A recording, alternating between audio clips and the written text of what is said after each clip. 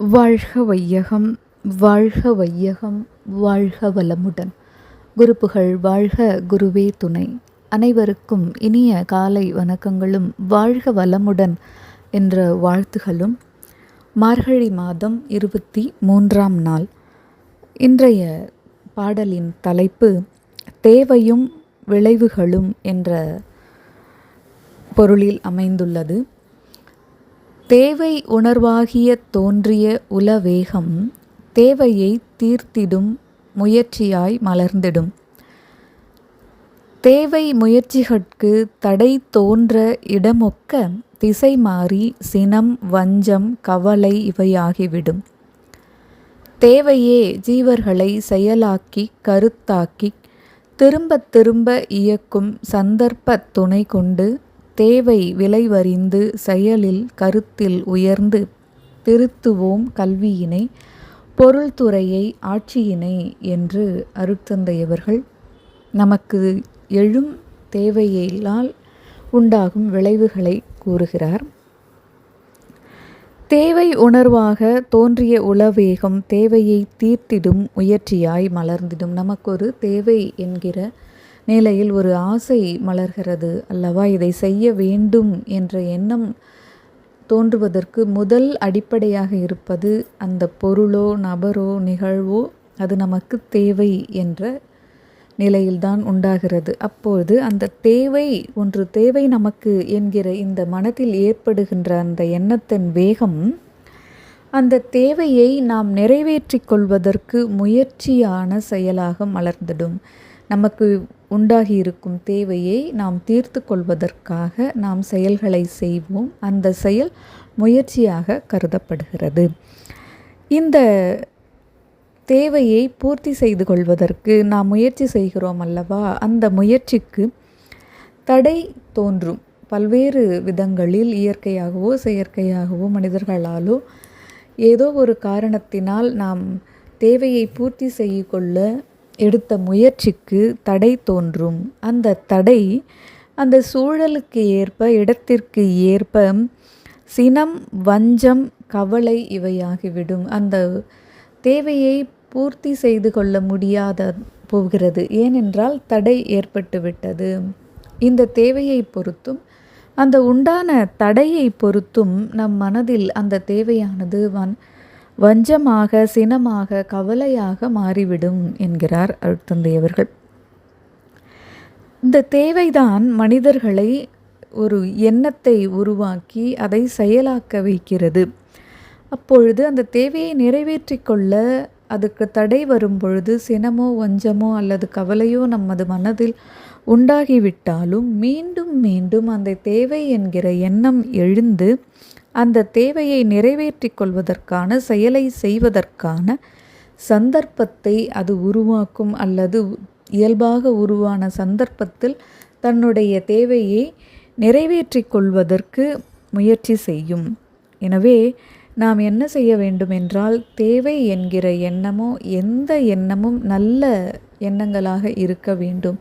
ஏனெனில் தவறான ஒரு எண்ணம் நம்முடைய மனதில் தோன்றிவிட்டாலும், தவறான ஒரு தேவை நம்முடைய மனதில் தோன்றிவிட்டாலும் அதை நிறைவேற்றி கொள்வதற்கான சந்தர்ப்பத்தை சூழலை அந்த தேவை என்கிற உணர்வே தேடிக்கொண்டிருக்கும் சந்தர்ப்பம் பார்த்து அந்த தவறை இழைத்துவிடும். எனவே எப்பொழுதும் நாம் நம்முடைய எண்ணத்தில் அல்லது தேவையில் விளைவறிந்து செயலில் நாம் கவனத்தில் வைத்து மனதில் எண்ணத்தை உயர்த்த வேண்டும் என்கிறார். ஆக நம்முடைய செயல் அல்லது தேவை என்பது எண்ணத்தின் அடிப்படையில் எழுகிறது.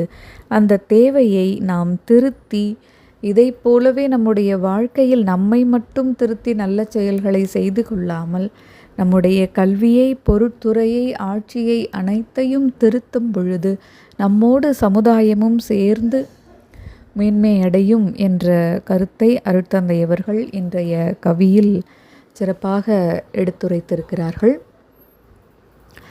இந்த தனி மனித அமைதி என்பது சமுதாயத்திற்கும் உலகத்திற்கும் பரவும் என்பதை காட்டியவர்தான் அருளாளர் சேரமான் பெருமாள் நாயனார்.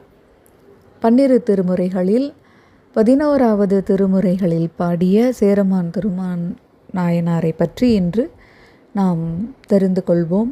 அனைவருக்கும் தெரிந்த நாயனார், அரசராக இருந்தவர். தான் இறைமீது கொண்ட பக்தியால் பற்றுகளிலிருந்து விடுபட்டு இறையுணர்வையே தாம் காணுகின்ற பொருட்களிலும் காணுகின்ற மக்கள்களிலும் இறையின் ரூபத்தையே அவர் கண்டார் என்பது அவருடைய இறை உணர்வுக்கு மிகச்சிறந்த ஒரு எடுத்துக்காட்டாக இருக்கிறது. அவருடைய பக்திக்கும் இறை உணர்வுக்கும் மெச்சி அவர் பூஜை செய்யும் காலங்களில் சிவபெருமான் தன்னுடைய சிலம்பின் ஒளியை ஒலித்து மணியை எழுப்பி அவருக்கு அருள் செய்தார் என்பதும் நாம் அவருடைய வரலாற்றில் காணுகின்ற செய்தியாகும். அதேபோல ஒரு முறை சேரமான் பெருமாள் அரசராக வீதியில் தேரில் வலம் வரும் பொழுது எதிரே ஒரு துணிகளை வெளுத்து கொடுக்கும் வண்ணான் பொதி மூட்டையை தூக்கி கொண்டு வந்தார். அவரை பார்த்தவுடன் அவர் மழையிலும் வெயிலிலும் நனைந்து அவருடைய உடல் நீர் பூர்த்தாற்போல் இருந்தது. அதை பார்த்த பெருமாள் நாயனார் இறைவனுடைய நினைவை பெற்று இறைவனே வண்ணானாக வந்திருக்கிறார் என்று மகிழ்ந்து அந்த இடத்திலேயே தேரை நிறுத்தி இறங்கி சென்று அந்த நபரை வணங்கி இறையை போற்றுகிறார். துணியை வெளுத்து கொடுப்பவரும் மகிழ்ந்து வணங்கி, என்னை யாரென்று நினைத்து கொண்டு விட்டீர்களோ என்று அவர் வருந்தி கேட்க, நான் இறையின் ரூபமாகவே உன்னை காண்கிறேன் என்று கூறி தன்னுடைய இறை உணர்வை மக்களுக்கெல்லாம் அறியச் செய்து மக்களிடையே இருந்த வேறுபாட்டை போக்கியவர்.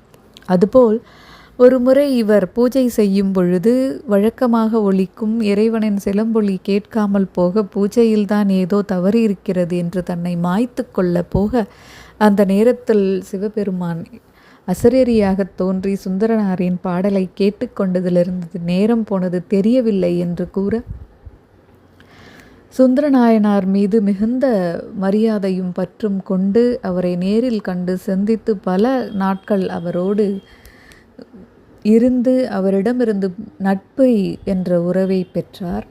அதுபோல சுந்தரமூர்த்தி நாயனார் கைலாயம் செல்லும் பொழுது இவரும் அவருக்கு முன்பாய் செல்ல வேண்டும் என்று குதிரையில் ஏறி இன்னுயிரை ஈந்தார் என்பது அவருடைய நட்பிற்கு அடையாளமாகவும் இறை உணர்விற்கு அவரின் வாழ்க்கை மிக சான்றாகவும் நமக்கு அமைந்துள்ளது.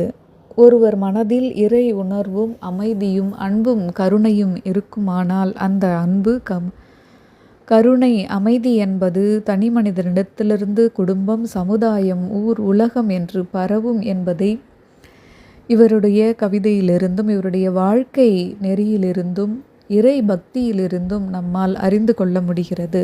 தனிப்பட்ட அமைதிக்கு அருட்தந்தை அவர்கள் கூறிய நம்முடைய தேவை உணர்வு நம் மனத்தில் எழும் பொழுதே அதை ஆராய்ந்து அது விளைவு எத்தகையதாக இருக்கும் என்பதை அறிந்து அதற்கான செயல்களை நாம் செய்ய வேண்டும். இல்லையென்றால் அது தவறான தேவையாக இருந்தால் கூட சினம் அல்லது வஞ்சமாக மாறிவிடும்.